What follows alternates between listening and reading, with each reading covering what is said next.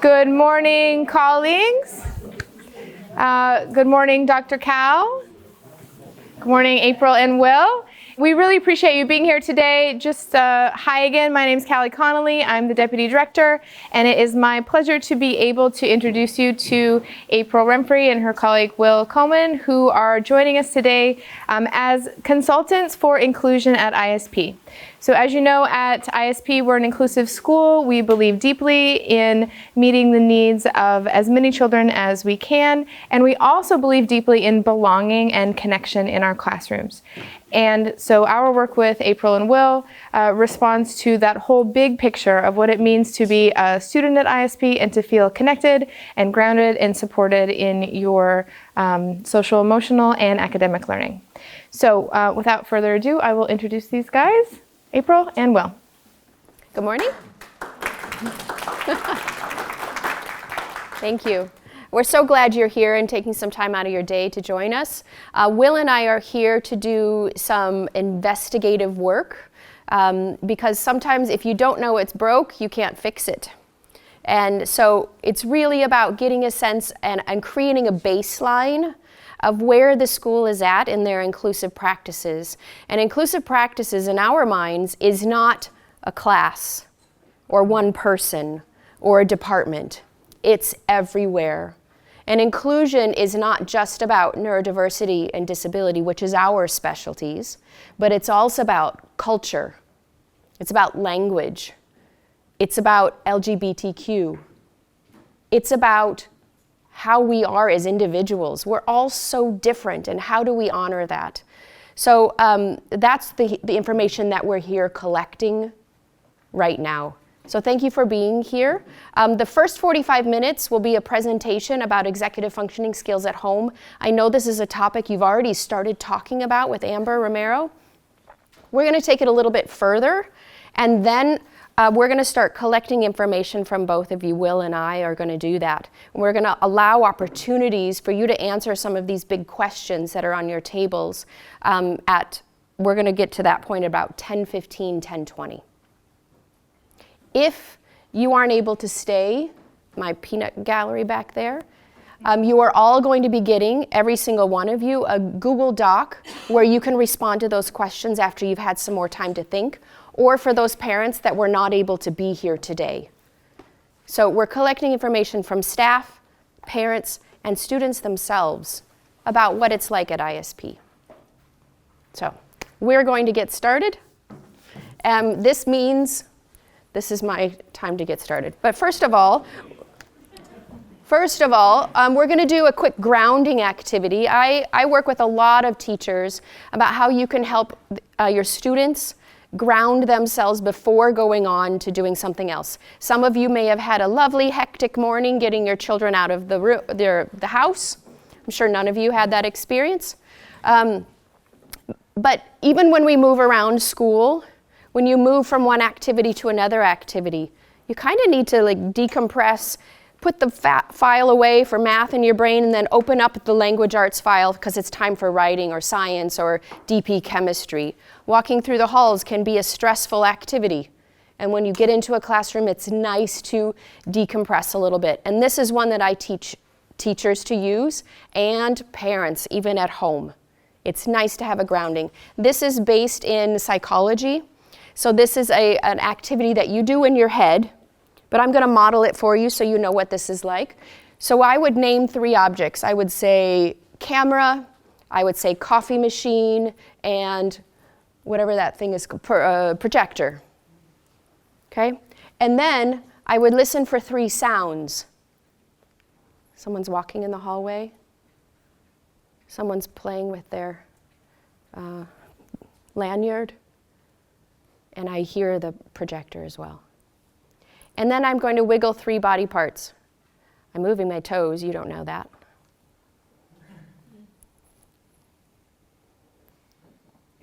So this is what you're going to do by yourself right now in your head. Go through this routine as a grounding activity. Go ahead. Thank you. This was me when I was about 12. I know I look a lot more like this lady now. And this is my favorite Uncle Tim. I was the oldest of three. I still am the oldest of three.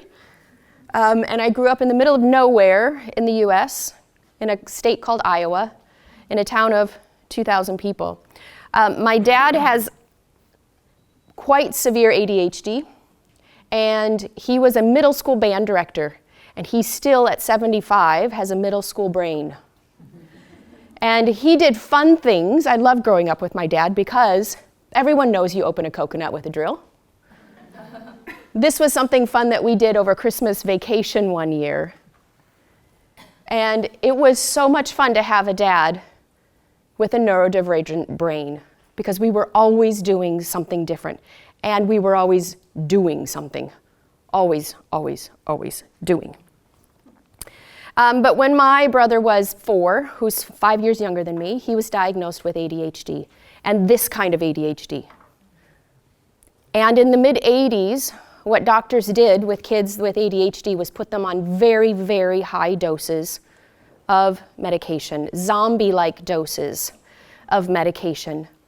So my whole childhood was informed by watching my brother go off and on medication, and my fun and exciting father go up and down with his emotions, but when it was up, it was incredibly exciting.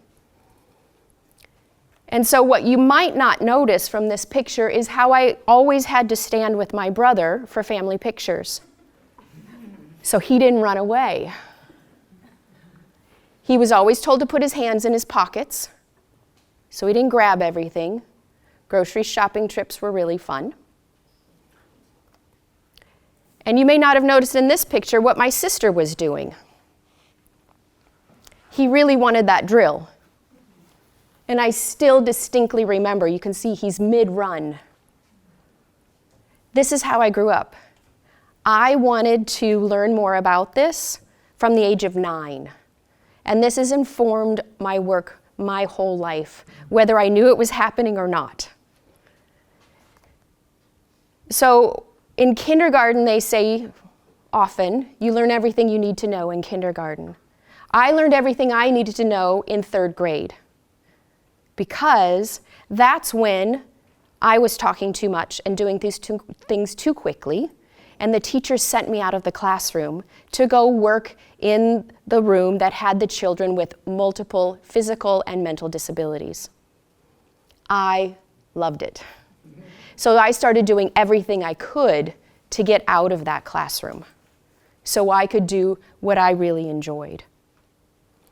But what I didn't realize was happening until I got a bit older was all the stigmas that started developing around me, with my brother, with the kids I liked to work with most. The stigmas were everywhere. It was, sit down, put your hands in your pocket, stand still, be quiet, don't be you. And that's really who my brother tried to be for the longest time. And now, I have one too. This is when Nora used to be cute, but we're still keeping the blue theme. And this is Nora now. Nora just turned 21 this week. You can say, I don't look that old. You're welcome to do that. So I just want to set the stage here and let you know that I come at this from the perspective as an educator, as a child, as a sibling, and as a mother. And you might be able to relate to one of those situations. And even if you don't have that 1st degree relationship to it, you probably have a 2nd or 3rd degree relationship to it because it's all around us. So today we're going to be talking about executive functioning skills, which I have to tell you, they're thinking about in the new diagnostic manual that's coming out in the next few years. They never tell us when, because they don't want us to have a party leading up to it. The 6th version is about to come out, and they're thinking about changing the diagnosis of attention deficit hyperactivity disorder, ADHD, to a deficit in executive functioning skills. Because not everyone that has ADHD has hyperactivity, nor a deficit in attention. But everyone that has that diagnosis has a deficit in executive functioning skills. So executive functioning skills are those everyday tasks we need to do to make things happen. And I like to separate them into thinking behaviors and doing behaviors. So let's go through those. So the doing behaviors, these are the things you can see. We're going to give you all these slides. Don't you worry your little heads. Because I really am going to recommend that you take some of these home and print them out and put them on your fridge. They're great conversations at dinner. These are the ones we see. We usually think about sustained attention. Executive functioning skills are really like your conductor in your brain that makes sure the violins come in and the clarinets and the tubas. Or the person that's up in the tower at the airport, making sure the planes know when to land and when to take off without running into each other. Can you stay on task for a significant amount of time? This is very different for a 3-year-old versus a 30-year-old. Task initiation. Can you get started on something that you don't like? We all can get started on things we love. Can you unload the dishwasher when it stops? I can't. Response inhibition. This is the one that we always think of. Can you stop, think about what you're going to say, and then say it? Or can you stop and think before you do? And emotional control. I want us to be careful when we think about emotional control, because it's not about this idea of keeping feelings completely in check. It's about your emotions matching the situation. If you've had a pet that just died, crying and being sad and upset is the reaction you might expect. Laughing and jumping around, probably not what you would expect. Matching the situation is important. Now let's talk about those thinking behaviors. Metacognition is a big one that teachers love to talk about, and it's this big nebulous thing that we don't always know what it is. Let me give you a situation. Anybody ever sat somewhere at the beach reading your book, but you're actually watching those people that walk by? Metacognition is you get to the end of the page and you think, well, I don't really know what that meant. I don't know what I read because I was staring at the bikinis going by. Maybe I should read that again. That's thinking about your thinking and reflecting on your thinking. That's metacognition. Time management, we all think about this. As a parent, you get to be very good at time management. Time management also means you're thinking about all the things you have to do after you leave this room. And you know the priority of those things, which is one of these executive functioning skills as well. Time management is also a difficult one because it's also about feeling the passing of time. When you say to a small child, we'll go in 5 minutes, you might hear every minute, has it been 5 minutes? Can we go now? Because they don't have that inner sense of time yet. This is something that for adults, some adults still struggle with this feeling. My husband's one of them. If he goes to play video games at night, he might come to bed at 2 a.m. and have no idea that 4 hours has passed. He doesn't have that inner sense of time passing. Or if you're one of those people that there's 5 minutes to go and you think, oh, I can get those 5 things done. Because you don't have that inner sense of what you can get done in a 5-minute period of time. Planning and prioritizing, and then working memory. Working memory is like your chalkboard or your whiteboard in your brain. Everyone has one. Everyone has a different size. Some people have a working memory that lasts for 2 to 3 seconds. Some people have a working memory that lasts up to 3 to 4 weeks, which is why some of our children can study for tests and ace it, and then just wipe it clean, because it doesn't go into the long-term memory. There has to be activities for things in working memory to move to long-term memory. Some of us also have a different kind of working memory. So for mine, I can remember phone numbers from my childhood, because when I put numbers on my whiteboard, they almost immediately go into my long-term memory. Words, not going to happen. I'm still trying to remember Dakoi and Dobry den. Okay, so my husband can hear a word in another language and it almost immediately goes into his long-term memory. But he speaks 5 languages and has trained his working memory to do that. I would like you to take, if you have a piece of paper or something to write with, you can participate in this little quick activity. We're going to test your working memory so you can feel this. So here it is. No talking during this. You're welcome to use your phone if you need to. You can use your phone if you need to. Here we go. A napkin, your hand, whatever you need.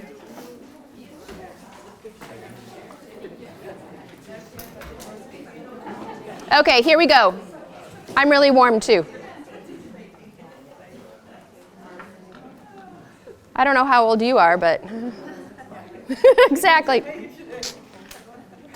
I feel your pain, my dear. All right, here we go. I need your brains and your ears. Ready, brains and ears? I'm going to have you write down a 7-digit number.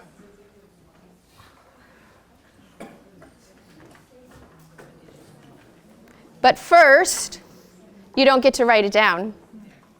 You have to just listen. So now I've activated your whiteboard in your brain because you know that this is what you have to do later. That's the important part about a whiteboard. You have to know that it's being activated, okay? So put your pen or your phone down. I get to write it down though. Here's your number. 2, 4, 7, 8, 3, 4, 9. Nope, don't write.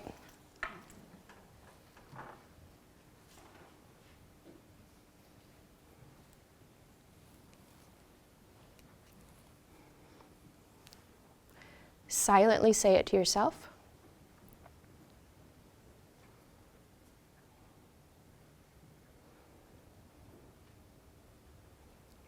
Now silently say it to yourself backwards. Shh.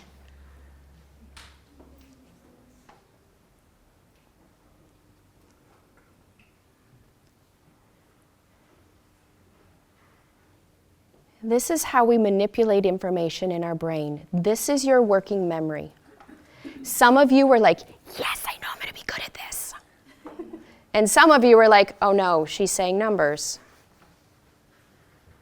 You'll also notice I didn't put any rhythm when I said the numbers. When we have phone numbers, we often say them in 3 digit by 2 digit by 3 digit by 3 digit. That helps our working memory. How many of you put it in a rhythm in your head? Okay, some of us have strategies for that. How many of you said in your minds, oh no, she's saying a number, I'm not going to be able to do this?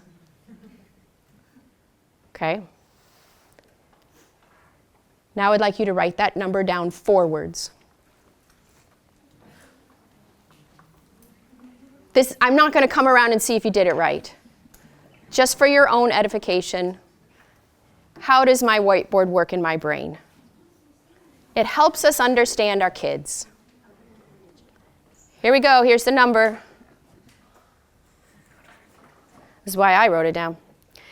247 839 8349. All right? To be very clear,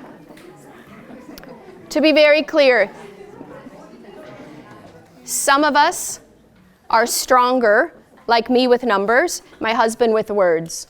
I explain this to kids by saying, some of you, when you're having numbers going into your mind, getting them on your whiteboard, it's like you have a white whiteboard and a white marker, because you're convinced you're writing it down. And then you go back and go, where did it go? Because you felt so engaged at the first part of the equation. It's important to know our brains. And sometimes we talk about our brains only in academic and social emotional ways. We don't talk about them in these ways. These are kind of the unspoken rules of our brain. Or we only talk about make sure you're paying attention and make sure you're calm. There's so much more involved in our brains. And this gives us some really good language to use when we're talking about our brains. So now the fun part is for you to get to figure out where your strengths and weaknesses lie. You've already been doing that in your minds anyway. The other thing you're going to realize is when you start to think about this, your strengths and weaknesses might change by scenario. Okay? I have a very different brain I access when I'm working versus when I'm at home and I'm relaxing. Okay? And that's okay. We know our situations. But I want you to think of your 2 strengths and your 2 overall kind of weaknesses. Because they're probably going to pop out at you. I would like you to write these down wherever you've been writing, if you're a napkin person or if you're a phone person or a paper person. What are your 2 strengths? What are your 2, not so good at that?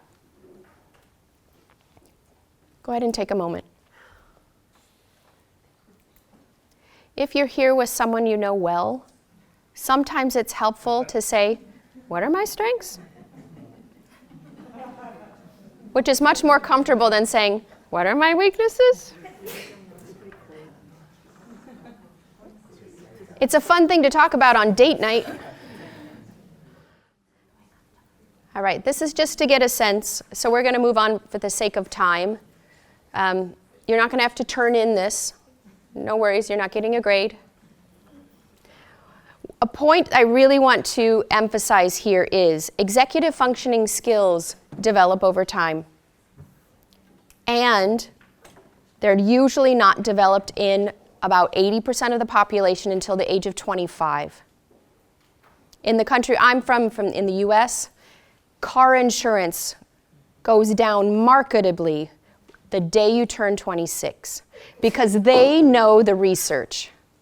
They know we're not prepared to make the best decisions we can make until after 25 years old. In the neurodivergent brain, in the brain with ADHD, it's going to take a bit longer. I'm hoping for 30 with Nora. My brother took until about 37 or 38. The other part of the equation is this. It's important to know these strengths and weaknesses in your family members because this is where conflict and crisis can come into play. And having that conversation is so important because if you're too similar and you don't do it the same way, there can be conflict. Or if you're too different and you can't relate, it can also be conflict. Simply having the conversation and acknowledging that my husband doesn't know that time is passing is really important. I know that about him. He now knows that about himself too. I don't know who told him, but somebody did. And he can say, I know we have 5 minutes left. I'm thinking of doing these 3 things. Could I get that done? Like, no way, dude. Just put on your shoes. Right? So having these conversations using completely different words than we're used to, rather than combatively having the conversation, is really helpful in your family dynamics. Being able to say, hey, I'm struggling with some task initiation right here. Could you help me? Sometimes my kid will message me from the basement where they live and say, I can't get my room clean. Can you come here? And they use this term body double. I don't know if anybody else, can you just come and sit in the room with me and talk to me while I clean? Like, wait, you're not asking me to clean with you? Nope, just sit right there. And it's an incredible task initiation. I have another friend who struggles to unload the dishwasher. I said, why don't you time that? See how long that takes. She messaged me, 1 minute and 45 seconds.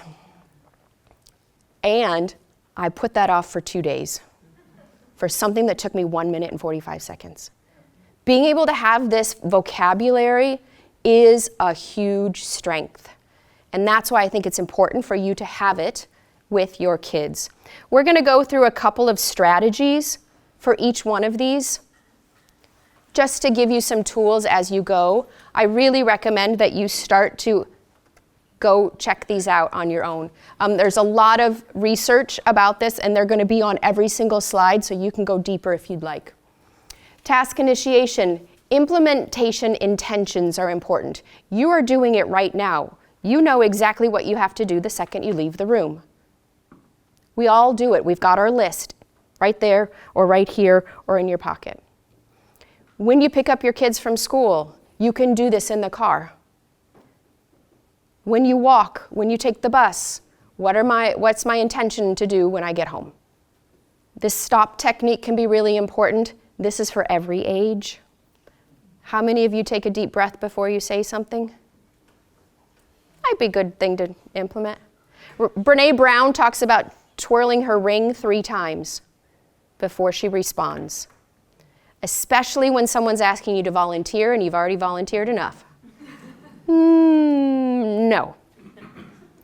Okay? So it's just giving you some space and some time to think. Movement breaks, I know people keep talking about them, but they're so important. How many of you give yourself a reward of movement when you're working? Just get up and walk. Go get a cup of tea. It's not necessarily the cup of tea that your body needs. That's your reward. It's the moving, just for a couple of minutes. This is not a break.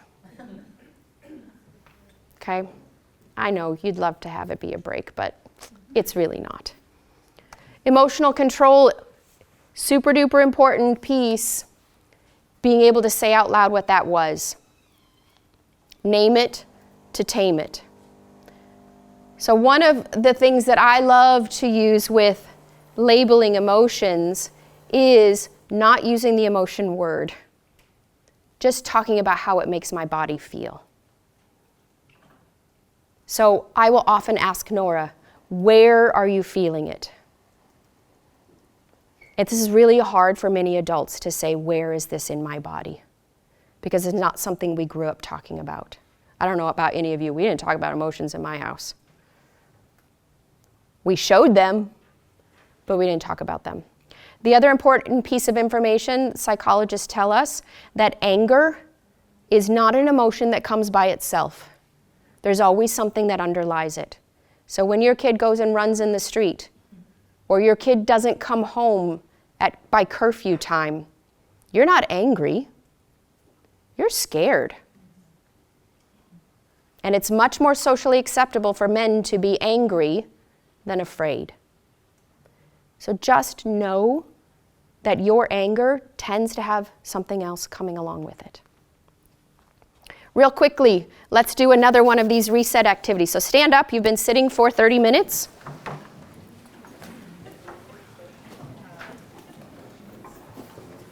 Okay, so this is one of these movement break pieces.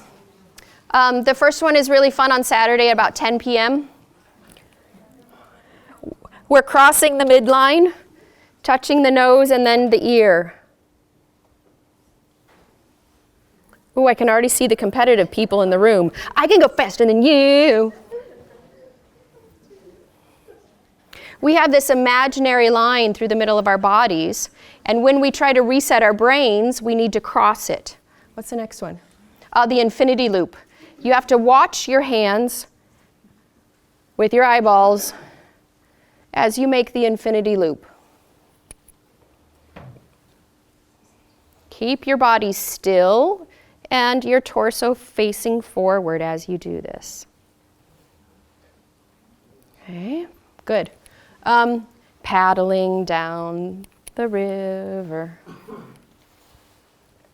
Firecracker is a fun one. Little ones tend to like the noise. Pew, pew, pew, pew. Okay, and nobody else did the pew, pew. The next one is the wax on, wax off from my favorite movie, All the Way Over. Wax on, wax off, wax on, wax off. Now that you've tried them all, do the one that felt best to you. Do that one again, whichever one it was. What felt good? And then you can take your seats. Thank you. Thank you. For planning and prioritizing, backwards planning is really key. What's the goal? What's the end product need to be? I need to have my stuff packed up for school. I need to picture in my mind what that looks like, and then send them off. Oftentimes it's us creating a lovely checklist. This is for what goes in your backpack. Or even better, just go do it yourself.